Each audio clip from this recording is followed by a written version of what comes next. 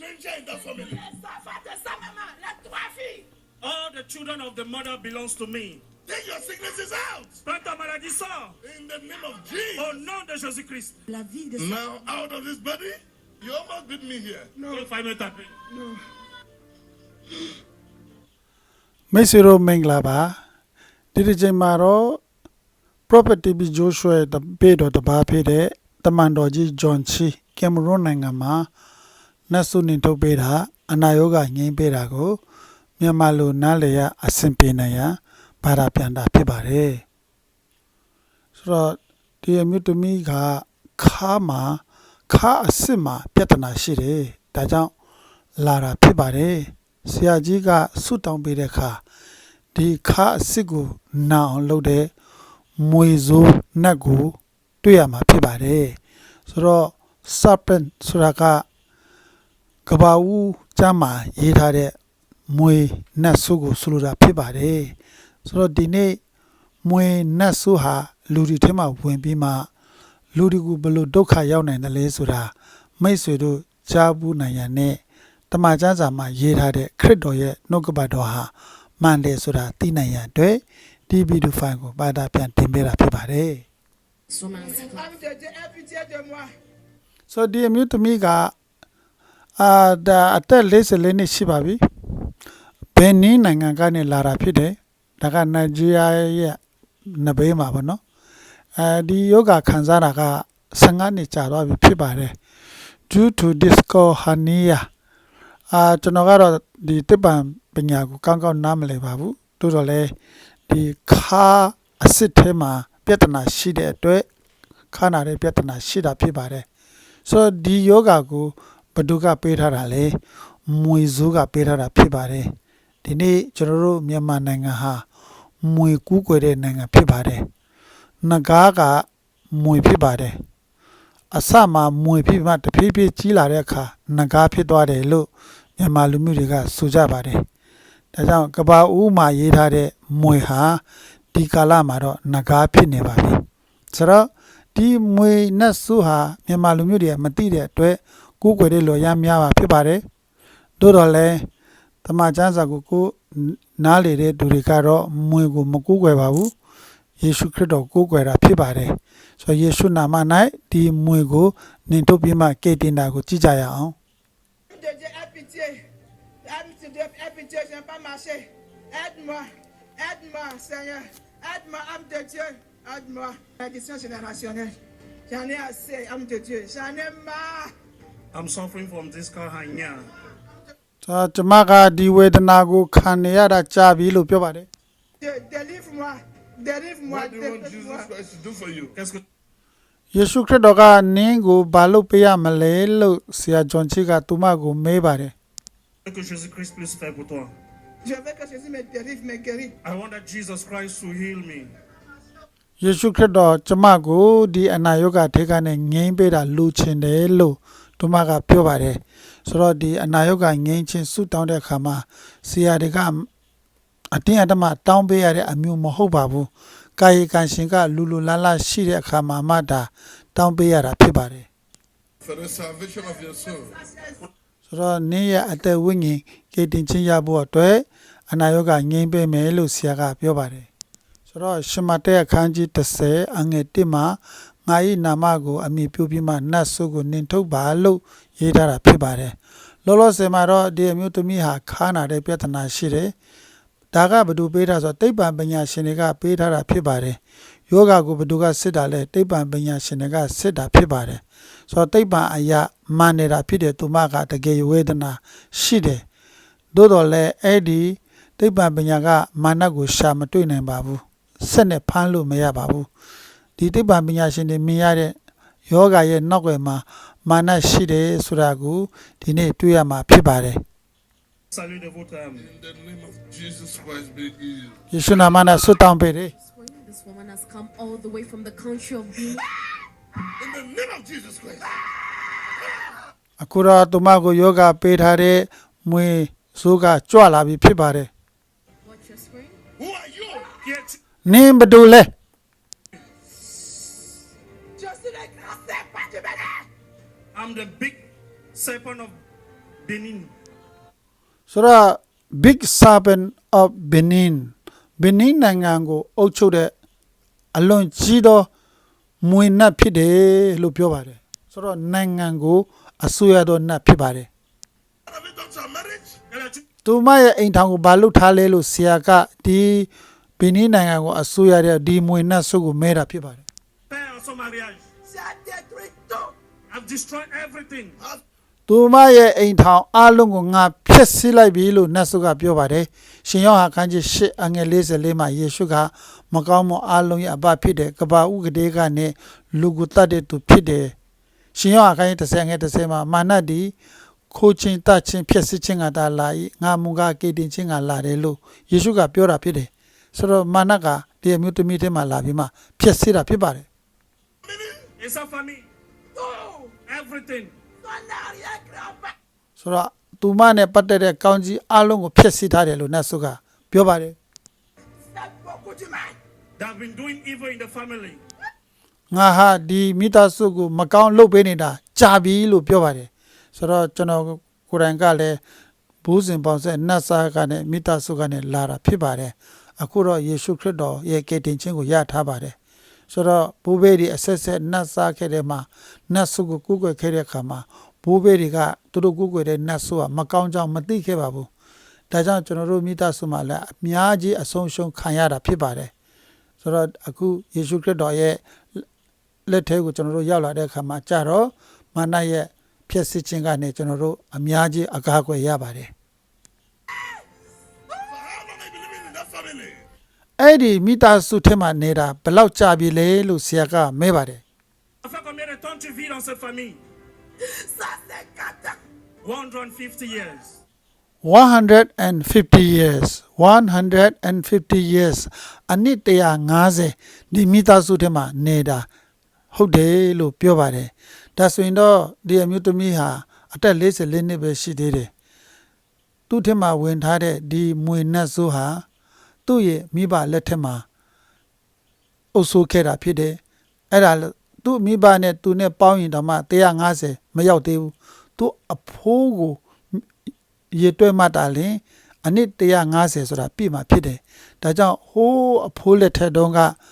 မွေကိုကူးကွယ်ခဲ့တဲ့အတွက်မွေကမျိုးဆက်တစ်ဆက်ပြည့်တစ်ဆက်အခုလိုလိုက်လာရတာဖြစ်ပါတယ်ဒါကြောင့်ဒီနေ့ online မှာရှိတဲ့သူပဲဖြစ်ဖြစ်ကျွန်တော်ကိုယ်တိုင်ပဲဖြစ်ဖြစ်ဘိုးဘေးဆက်ဆက်နတ်ကိုကူးစားခဲ့တယ်ဆိုရင်တော့အဲ့ဒါကဟိုးကလေးကနေမျိုးဆက်တစ်ဆက်ပြည့်တစ်ဆက်လိုက်လာတယ်ဆိုတာကိုနားလည်ထားစေချင်ပါတယ် Now get out. Maintenant sors. အခုတော့ယေရှုနာမ၌ဒီအနည်း150ဒီမျိုးရိုးထဲမှာတောက်လျှောက်လာတဲ့နတ်ဆုကိုနင်တို့မှာဖြစ်ပါတယ် In the name of Jesus. Sors au nom de Jésus. ကျွန်တော်တို့ဒီကချင်ပြည်နယ်ရှမ်းရွာကချင်ပြည်နယ်မှာရှမ်းရွာတွေရှိပါတယ်အဲ့ဒီရှမ်းတွေကတော့များသောအားဖြင့်နတ်စားကြတာဖြစ်ပါတယ်အဲ့ဒီနတ်ပညာကိုလည်းသူတို့ထဲထဲဝင်ဝင်လောက်ကြတာကိုကျွန်တော်တွေ့ရတယ်အဲ့ဒီရှမ်းလူမျိုးတွေဟာသူတို့အဖွားတွေကနတ်ပညာတတ်ကြတယ်အဖိုးအဖွားတဲ့ခါနေဆိုလို့ရှိရင်သူ့ရဲ့သားသမီးတွေကိုနတ်ကိုပြန်ကူးခဲ့တာကိုကျွန်တော်တွေ့ရတယ်အဲ့ဒီသူ့အဲ့လိုနဲ့နတ်ကိုကူးခဲ့ပြီးမှအဖိုးအဖွားတဲလွန်သွားတယ်ပြီးလို့ရှိရင်အဖိုးအဖွားတဲလွန်ပြီးတဲ့အခါမှာအဖိုးအဖွားသူ့သားသမီးတွေကိုနတ်ကိုကူးထားခဲ့တယ်အဲ့ဒီသူ့သားသမီးတွေကလည်းပဲနတ်ကိုတတဲလွန်ဆောက်ရှောက်ပြီးမှနောက်သူ့သားသမီးတွေတေမဲ့ချင်းရောက်ပြီဆိုလို့ရှိရင်တခါမြင်းမိတွေကိုမိဘတွေကတခါနတ်ကိုပြန်ကူးပေးတာဖြစ်တယ်ဆိုတော့အဲ့လိုနတ်ကိုကူးပေးတဲ့အခါမှာတခြားမိသားစုဝင်တွေကိုတွားကူးပေးလို့မရပဲခုမိသားစုဝင်တွေကိုပသာလင်ဒီနတ်ကိုကူးပေးတာကိုကျွန်တော်တို့တွေ့ရတာဖြစ်တယ်ဒါကတော့ကျွန်တော်တို့ကချင်ပြည်နယ်မှာမြင်တွေ့ရတဲ့ရှမ်းလူမျိုးတွေရှိမှဖြစ်ပါတယ်ဆိုတော့အဲ့ဒါကူးပေးမှတာနတ်ကကူးတာမဟုတ်ပါဘူးမကူးပေးရင်လည်းပဲနတ်က automatic အမျိုးထဲမှာကူးပါတယ်ဒါကြောင့်ခုမျိုးထဲမှာနတ်ကူးကြတဲ့သူရှိတယ်ဆိုလို့ရှိရင်အဲ့ဒီနတ်တွေကကုထဲကိုမျိုးဆက်လိုက်လာတယ်ဆိုတာနားလည်ဖို့လိုပါတယ်ဒါကြောင့်ထွတ်မြောက်ကျမ်းအခန်းကြီး20အငယ်3 4 5မှာဖတ်ပါကူးကွယ်ခြင်းမလို့ရှိရင်ကြိမ်ချင်းဆိုတဲ့မာနကလိုက်လာမှာဖြစ်တယ်ဘုရားသခင်ကခွင့်ပြုတာဖြစ်တယ်မျိုးဆက်30မျိုးဆက်40ဆက်ပြီးမှလိုက်လာမယ်လို့ပြောတာဖြစ်ပါတယ် You are leaving her now. Tu la quittes maintenant. အခုတော့ယေရှုနာမ၌နင်ထုတ်မှာဖြစ်ပါတယ်ရှင်မတဲအခန်းကြီး30အငယ်1ဖြစ်ပါတယ် take your sicknesses, Prends နင်းထည့်ထားတဲ့ယောဂါတွေအကုန်လုံးယူသွား maladie, deposited in her. que tu as mis en elle, et sors. သူမထဲမှာထည့်ထားတဲ့ယောဂါတွေအကုန်လုံးယူပြီးမှထွက်သွား In the name of Jesus Au Christ. nom de Jésus. ယေရှုနာမနဲ့အမင်ပေးတယ် In the name of Jesus Christ. ယေရှုနာမနဲ့အမင်ပေးတယ် Let's confess that he is the big serpent of Benin. In the name of Jesus Christ. Au nom de ယေရှုနာမနဲ့အမင်ပေးတယ် In the name of Jesus Au Christ. nom de ယေရှုနာမနဲ့အမင်ပေးတယ် And that is ။နတ်ဆိုဟာတကူကြီးတာဖြစ်တဲ့အတွက်ပြန်တိုက်တာဖြစ်တယ် watch your screen. You The demon is getting ready to fight. wicked snake. Prends ce pas. ။ဆိုးရုပ်တော့မွေနတ်ဆိုထွက်သွား In the name of Jesus. Au nom ။ de ယေရှုနာမနဲ့အမင်ပေးတယ် Out. Prends ton. မိတ်ဆွေတို့မင်္ဂလာပါ။ကျွန်တော်တို့ဒီဗီဒီယိုဖိုင်ကိုကြည့်တဲ့အခါမှာပရောဖက်ကပြောနေပါတယ်။အချင်းဆိုးရုပ်တော့မွေဆိုးနတ်ဆိုးထွက်သွားဆိုးရုပ်တော့နတ်ဆိုးထွက်သွားလို့မွေကိုပြောနေတာဖြစ်ပါတယ်။ကျွန်တော်တို့မြန်မာပြည်မှာတွားကြည့်ရင်တော့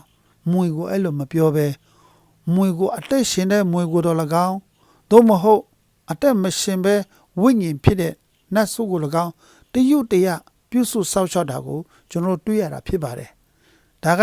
မြန်မာပြည်မှာရှိတဲ့မြောက်မြတ်စွာသောဘုန်းကြီးကျောင်းတွေမှာလည်းကျွန်တော်တို့မွေတွေတွေ့ရတယ်။မွေကိုတရုတ်တရပြုစုကြတာဖြစ်တယ်။နော်မွေနတ်ကိုတရုတ်တရကိုးကွယ်ကြတာဖြစ်တယ်။သို့တော်လည်းပဲ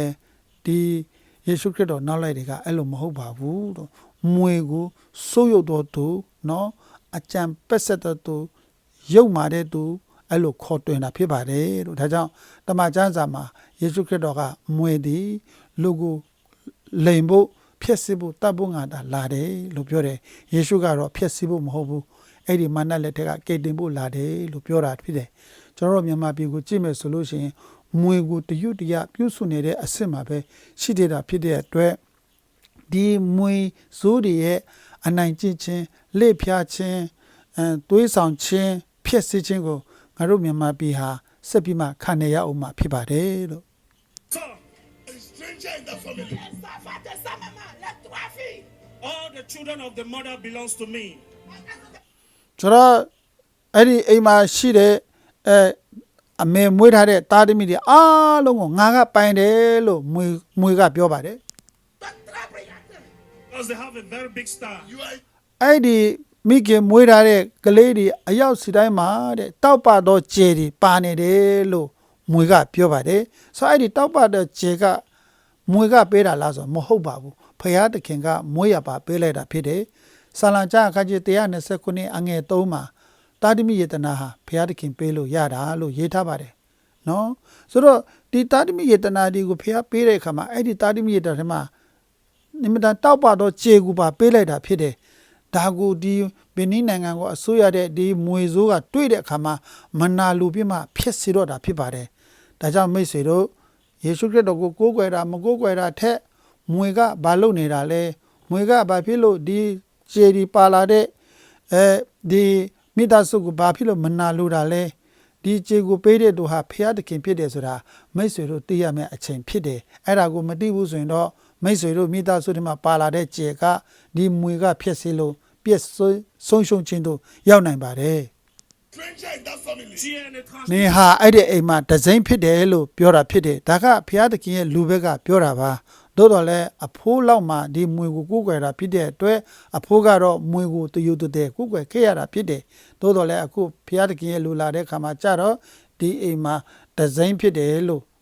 ပရောဖက်ကပြောရတာဖြစ်ပါတယ်ဆိုတော့ဘုရားသခင်ကိုကိုးကွယ်တဲ့လူတွေအတွက်မွေကဒဇိမ့်ဖြစ်ပါတယ်သို့တော်လည်းမွေကိုကိုးကွယ်တဲ့နတ်စားတွေအတွက်တော့မွေကဒဇိမ့်မဟုတ်ပါဘူးဒါကိုလည်းနားလည်ဖို့လိုပါတယ်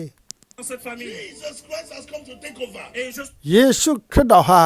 ဒီတယောက်ကိုယူဖို့လာပြီ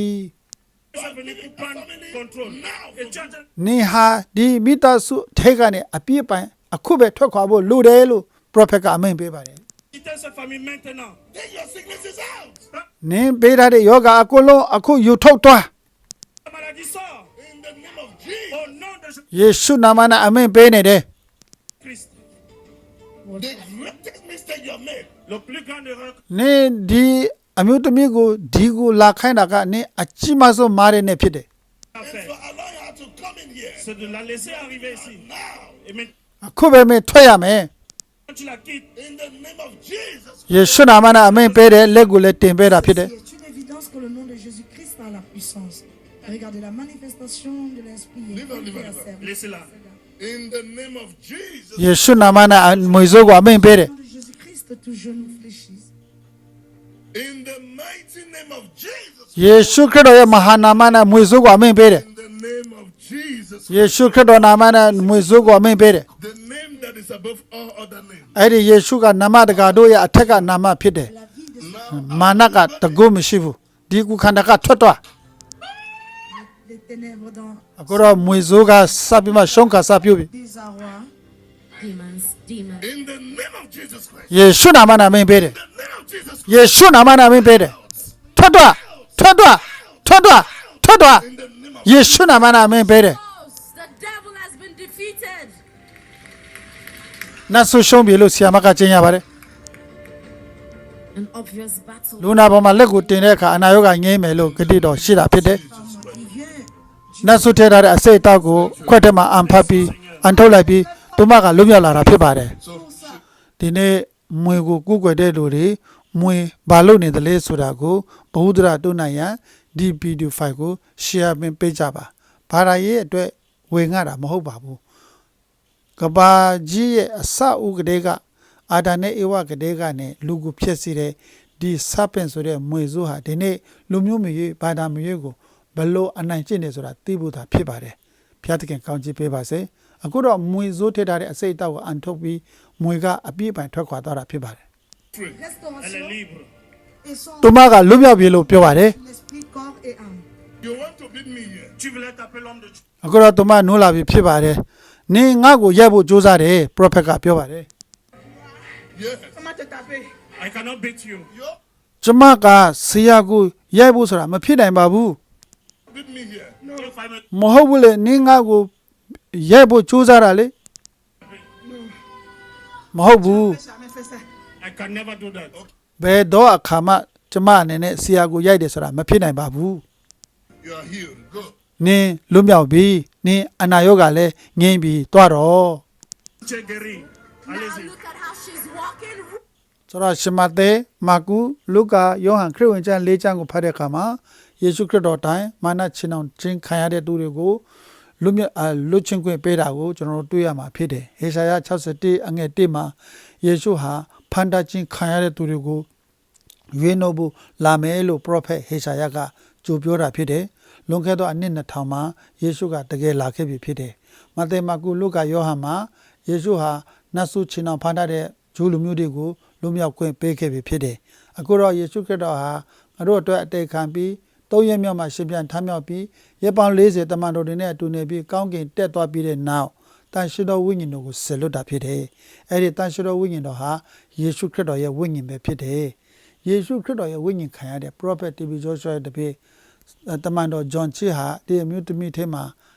ရှိတဲ့ဒီမွေနဲ့ဆုပ်ကိုနင်ထုတ်တဲ့အခါသူမဟာသိပ္ပံပညာရှင်တွေရှာမတွေ့တဲ့မွေလက်ထက်ကလွတ်မြောက်လာတယ်သိပ္ပံပညာရှင်တွေရှာတွေ့ထားတဲ့မွေစိုးပေးထားတဲ့ယောဂတက်ကလွတ်မြောက်လာတာဖြစ်တယ်ထို့သခင်ခရစ်တော်ရဲ့နာမတော်ဒီကဘာဆက်ဆက်ပုံကြည့်ပါစေ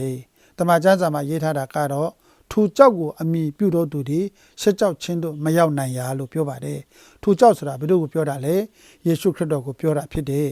ယေရှုခရစ်တော်ကိုအမိပြုတော်သူဟာရှက်ကြောက်ချင်းတို့မရောက်နိုင်ဘူးလို့ကျမ်းစာကဂတိတော်ရှိတဲ့အတွက်မိတ်ဆွေတို့အချိန်တိုင်တဲ့အခါမှာခရစ်တော်ကို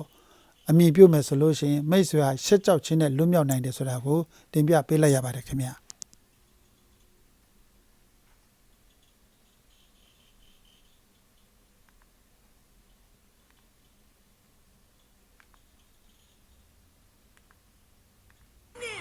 Without the use of a lumbar corset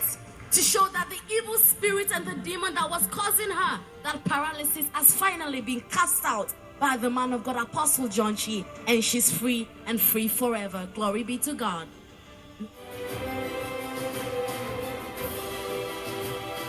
Sigue viendo. Arca de Dios TV. Continue de regarder Ark of God TV. Keep watching Ark of God TV. God is in His Word.